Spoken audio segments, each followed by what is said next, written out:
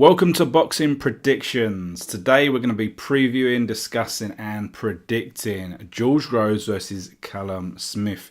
In doing so, we're going to consider the relevant history, experience and a range of other factors, and try and put this into context before making a prediction on the outcome of this fight. But I'd also like to invite you to do the same, so please jump down to the comment section below and let us know who you're picking in this big fight. If you enjoy this video, please consider hitting that thumbs up button and also hit the subscribe button for more big predictions. So this fight's taking place this Friday, 28th of September 2018 in Jeddah, Saudi Arabia, and it's going to crown a winner of the 168-pound Super Middleweight Division World Boxing Super Series tournament. With the super version of the WBA Super Middleweight title on the line that George Groves won back in early 2017. So, as a whole, the World Boxing Super Series has to be seen as a great success. The Cruiserweight division provided us with a lot of great fights. The best were actually fighting the best, and we unified a champion who now has all of the major titles, which was excellent. The Super Middleweight division hasn't had as much success. They're only capable of attracting one champion in George Groves, so we were never going to get champions face off against each other or really have a clear indication of who truly is the number one in the division. We then had Jürgen Browne, who, whilst is somewhat old and aging, he possibly was one of the more skillful operators in the competition. He pulled out and was replaced with a very, very poor quality replacement for a semi-final fight. But despite that, we do reach the final. We've got George Groves and we've got Callum Smith. So let's talk about these two guys. George Groves, around about 10 years as a pro, 28 wins with 20 knockouts and just a few defeats, okay? He's currently the WBA Super version of the champion, and this would be his third defense. All of his defeats have come in title challenges. We saw 2 against Carl Froch and 1 against Badu Jack. Okay, so Callum Smith on the other hand, 6 years as a pro, so less experience than that. He's got 24 wins, 17 stoppages, no defeats, and really his only notable victory is over current WBA regular champion Rocky Fielding, which was a few years ago when they were domestic level. So let's just talk about the venue quickly. It's taking place at the King Abdullah Sports City. This is a stadium that's about 3 or 4 years old, and to be truthful, it's going to be difficult to guess how this will favour each fighter. It's actually a sports stadium, football, soccer, all those athletics, and it can host about 60,000. It recently actually hosted a wrestling event, and it appeared that the atmosphere was somewhat flat. This is going to be an issue as there is no home fighter in this fight. It's obvious that this fight probably should have been taking place in the UK, possibly the O2, something like that. But the competition is international. We've got boxing politics, promoter politics, trying to build relationships, and that's probably why we see it here in the King Abdullah Sports City. But if anything, I would assume the fact that George Groves has this experience of fighting in big stadiums and big fights, that will assist him more than Callum Smith. So let's talk about experience. This clearly is in favour of George Groves. This is going to be his 7th world title fight and only Smith's first. Okay, you've also got to consider the pretty big fights that Groves had prior to that, quite some time ago against the likes of James DeGale, Glenn Johnson, okay? And these kind of go back to before Smith was even a pro. Okay, so Groves, he's also got this weird, experience of, people not expecting him to be successful. Most of these big fights, whether he won them or he lost them, most people were favouring his opponent, but he had the confidence going into these big fights, these big events, believing in himself, and that can only, really assist him. Where we look at the Smith's resume is really lacking for someone who is a world title contender, in my opinion.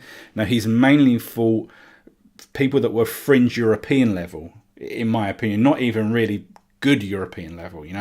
He has had that fight against Rocky Fielding, who has now gone on to take the WBA regular strap, but this fight was quite some time ago. They're both a little bit green. You can read something into that, but that is what it is. Now we've got something that I think is quite interesting, quite relevant. The size differential. Now this is the most obvious difference because, we've got one guy who's about 5'11", we've got one guy who's 6'3". That's a clear visible advantage. We've seen this in the face-offs. And in all fairness, Smith, he really has a frame of a guy that is in a much larger division, like heavyweight, cruiserweight, there are even heavyweights that are 6'3". We know there are heavyweights that are shorter than 6'3". This is a guy that really could fill out if he wanted to. And we've seen it in some of his previous fights that even though, technically they've been of the same weight, some of Callum Smith's opponents have looked 2, 3, even 4 weight divisions smaller than him. It's really been, quite, unusual to see this sort of size differential. And whether that has really benefited Callum Smith, really possibly not filling out, time will tell. I think this is a huge advantage for him.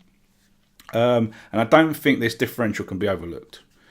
So let's talk about the style, okay? So Callum Smith does the basics fairly well. He's got decent fundamentals. He's got a decent jab, possibly because of the size and the reach that he has over all of his opponents to date, And he does this without excelling or being flashy, He seems to have decent power, but again, these are against low-level opposition. And the fact that he does have these physical, advantages over his opponents, okay? He hasn't stopped the slightly better opponents. And unfortunately for me, he has proven to be quite hittable. And these are against smaller and low-level opposition. So against high-quality opposition, this could be an issue for him. Whereas we've got George Groves, we know what he brings to the table is fairly obvious. He's a fighter of quite high-level IQ. He has great judgment of the space, whether that's offensively or defensively. He moves very well and very fluidly, and he's shown to have decent power against, low-level and mid-level operators, okay? He's also shown the ability to fight to a game plan and execute it. And we've seen that many times in the past. And that is one of his strengths. He has that mental strength to persist with a game plan and keep that game plan regardless of who the opponent is, okay? One real big concern about this fight and what could dictate the outcome is the injury that George Groves sustained, okay? This could be a big problem. We're led to believe that it was quite a serious injury. And in my opinion, he has recovered from this fairly quickly to bring this fight together. And how he is able to defend that injury and how it holds up will probably dictate this fight. We saw against Chris Eubank Jr., he wasn't able to take advantage of an injured guy. He just didn't have the IQ to really execute his own game plan. And despite being injured, George Groves was able to use his own IQ, and skill to keep that distance, to kind of prevent Eubank from, getting close to him and hurting him. I feel it will be slightly different if the injury reoccurs. The complete difference of style that Smith has, the size and the more upright nature, I think it could be a very long night for George Groves if this happens. But injury aside, I see this fight really only going one way. I believe that Smith will struggle with the movement of George Groves. I believe it will become a frustration for him. And unless Smith can really get in George Groves' face, rough him up, get close, hold on to him, I see George Groves keeping at distance, judging that distance really well, and coming in and out, landing very good shots over and over and over again, winning a unanimous decision in fairly emphatic fashion. And that's my opinion. The bookies have it somewhat more close. They actually have George Groves as the slightly betting favourite of 5-6, whereas they have Callum Smith evens. Now this actually surprised me. I thought that the bookies would have, would be favouring George Groves a lot more. Possibly they're factoring in the injury. Who knows? Okay. So what's next? So just say on the basis that my prediction is right, I would love to see George Groves continue. We could see him call it a day if he wins. That would not surprise me. It would not surprise me if he wins it. He wins the trophy. He retains his title. That he retires in the ring. I would love him to fight on for one more fight. And the reason why I would love to see him in a rematch against James DeGale. I mean, a lot of people have wanted to see this rematch for a long, long time. It was such a big rivalry. Both champions. Let's see this fight happen. Whether it's too late. It might have been better 5 years ago. Doesn't matter. This is here. They're both still champions. Let them come together and let's see. What could happen in a second time in a real nice rematch. Okay. But anyway, that's what I think. Let me know in the comment section below what you think about this fight, how you see it going. Remember to hit the thumbs up button if you've enjoyed this video, and please subscribe for all the big predictions. We'll see you in the next video. Enjoy the fight.